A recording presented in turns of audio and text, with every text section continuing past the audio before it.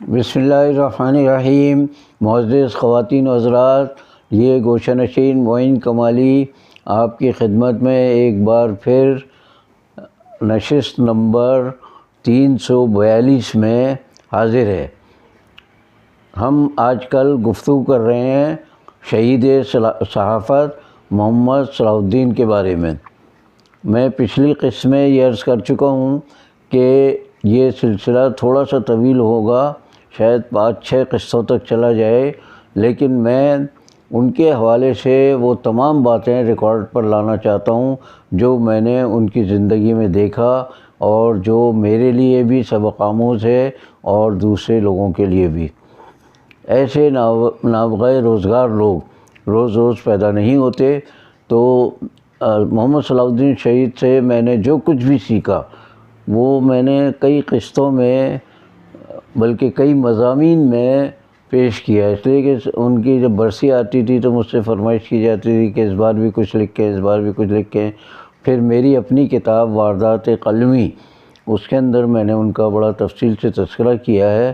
یہ وہ لوگ ہیں جن پر کتابوں کی کتابیں لکھی جا سکتی ہیں، لیکن میرے پاس نہ اتنا وقت ہے نہ اتنا حوصلہ ہے میرا کہ میں ان کے بارے میں تفصیلی کوئی کتاب مرتب کر سکوں۔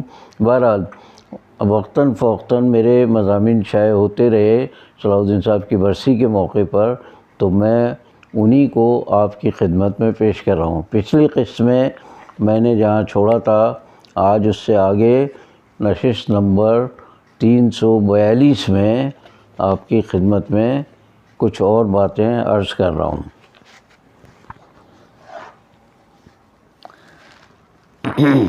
محمد صلاح الدین شہید نے اپنی دنیاوی زندگی میں بیرون ملک بے شمار سفر کیے، جن میں وہ سفر بالخصوص اللہ کے ہاں ان کے درجات کی نہایت بلندی کا سبب بنیں گے، جو سعودی عرب کے اخباروں کے اردو زبان میں خصوصی حج ایڈیشن نکالنے کے لیے انہوں نے کیے۔ ہر 2 سال کے بعد انہیں دعوت دی جاتی تھی کہ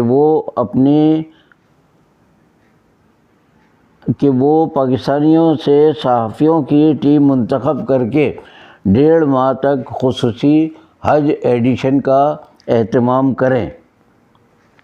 شہید محمد صلاح الدین ٹیم کے انتخاب میں قابلیت و صلاحیت کے علاوہ 2 اور معیار بھی پیش نظر رکھتے تھے۔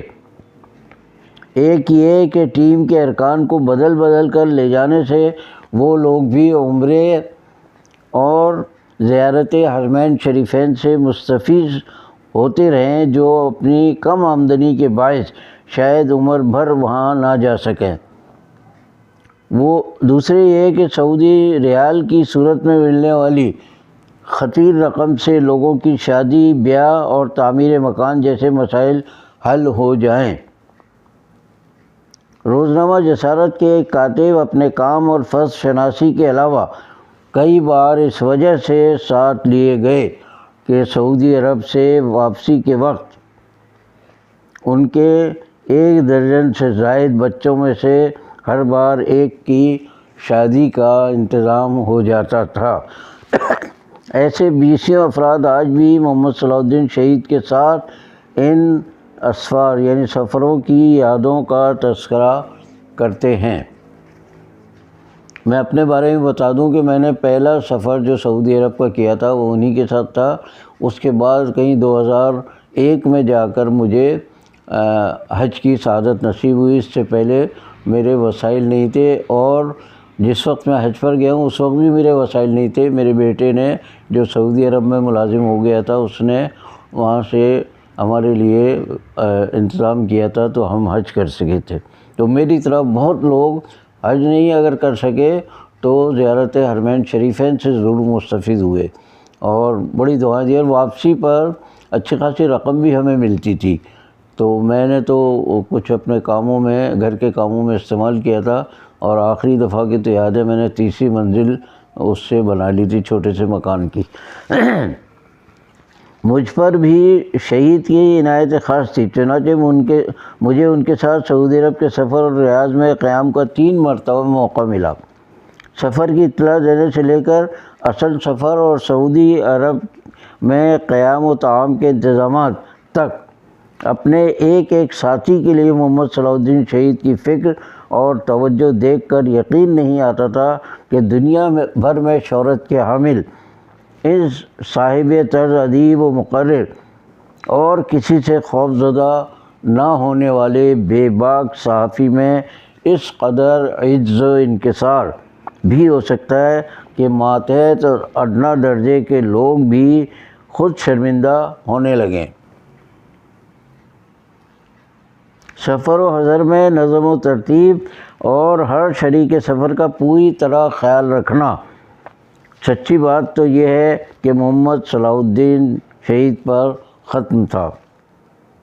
اس معاملے میں کم از کم مجھے ان کا کوئی ثانی نظر نہیں آتا۔ شہید وہاں ہفتے عشرے قیام اور تمام انتظامات کر کے عمرہ و زیارت مسجد نبوی کے بعد وطن واپس آ جاتے تھے، یعنی اپنی ٹیم کو وہاں سیٹ کر کے کام کے لیے اور خود واپس تشریف لے آتے تھے۔ لیکن یہاں آ کر بھی سعودی عرب میں چھوڑ کر آنے والے اپنے ساتھیوں کی فکر انہیں ہمیشہ دامنگیر رہتی تھی۔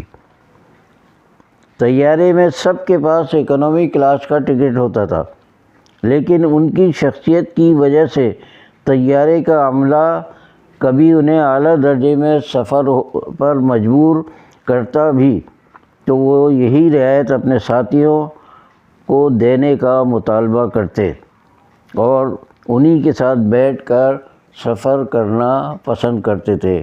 یہ نہیں کہ وہ ایگزیکٹو کلاس میں جا کے بیٹھ جائیں اور ہمیں اکنامی رکھیں، وہ کہتے تھے نہیں، میں اپنے ساتھیوں کے ساتھ ہی بیٹھوں گا، اگر انتظام کرنا تو ان کا بھی انتظام کر دیں آپ۔ سعودی عرب میں ان کے چاہنے والوں کی تعداد کا کوئی شمار نہیں تھا۔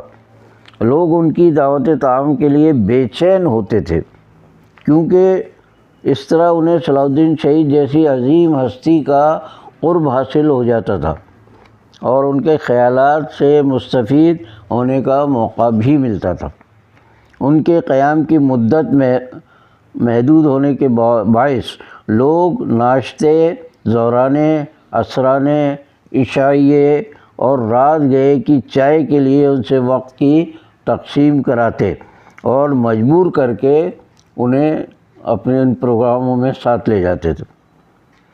شہید محمد صلاح الدین کی عظمت کردار کا عالم یہ تھا کہ اکثر وہ اپنے تمام ساتھیوں کو دعوت میں شریک کرتے تھے، یعنی اکیلے جانا پسند نہیں کرتے، وہ کہتے میرے ساتھیوں کو بھی آپ لے کر چلیں تو میں چلتا ہوں۔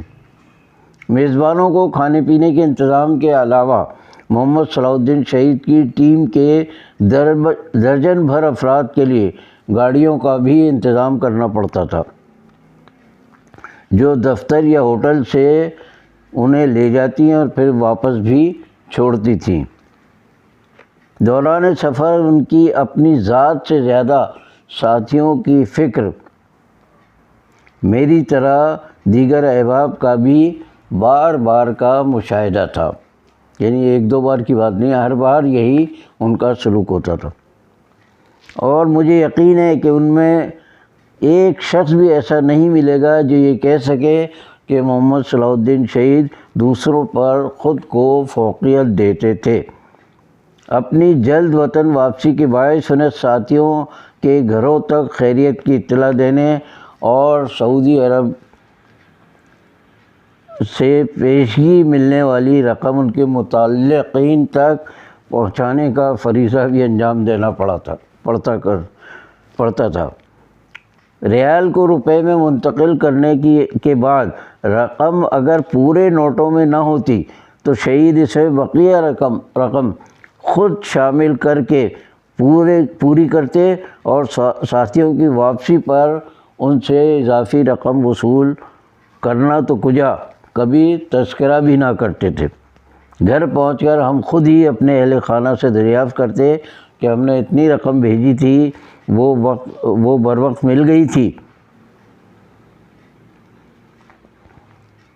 تو جواباً یہ سن کر ہمیں بڑی حیرت ہوتی کہ ہم نے جو ریال بھیجے ان کے مثلاً 1375 روپے بنتے تھے لیکن صلاح الدین شہید نے جو رقم گھر پہنچائی وہ 1500 روپے ہوتی تھی۔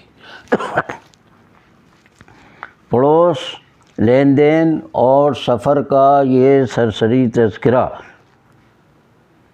جو میں نے کیا یہ بالکل سرسری ہے، ورنہ محمد صلاح الدین شہید کے ساتھ گزارے ہوئے ماہ و سال کا ایک ایک لمحہ یادگار ہے، جس کی بنیاد پر خدا و خلق کے سامنے صدق دل کے ساتھ گواہی دی جا سکتی ہے کہ ان کی شخصیت نبی اکرم صلی اللہ علیہ وسلم کے مقرر کردہ تینوں معیاروں کے لحاظ سے بلند ترین اخلاق و کردار کی حامل تھی۔ یہی وجہ ہے کہ میری طرح دنیا میں جہاں جہاں ان سے فیضیاب ہونے والے لوگ موجود ہیں، وہ اپنے مرحوم والدین یا عزیز و اقارب کے ساتھ ساتھ مغفرت اور بلند درجات کی دعاؤں میں محمد صلاح الدین شہید کو کبھی نہیں بھولتے۔ ان میں سے ایک یہ خادم بھی شامل ہے۔ آج کی نشست میں اتنا ہی، انشاءاللہ اگلی نشستوں میں محمد صلاح الدین شہید کی یادیں اور تازہ کروں گا، اور میں اپنے ناظرین سے یہ درخواست کرتا ہوں کہ ان قسطوں کو محفوظ رکھیں۔ یہ صلاح الدین صاحب کی زندگی پر بڑی یادگار تحریریں ہیں، اور مزید جو لوگوں نے بہت اچھی تحریریں پیش کی ہیں ان میں یہ بھی اضافہ ہوگا، انشاءاللہ یہ آئندہ کے مورخین کے بہت کام آئے گا انشاءاللہ العزیز۔ باقی بشرط زندگی باقی۔ اللہ حافظ۔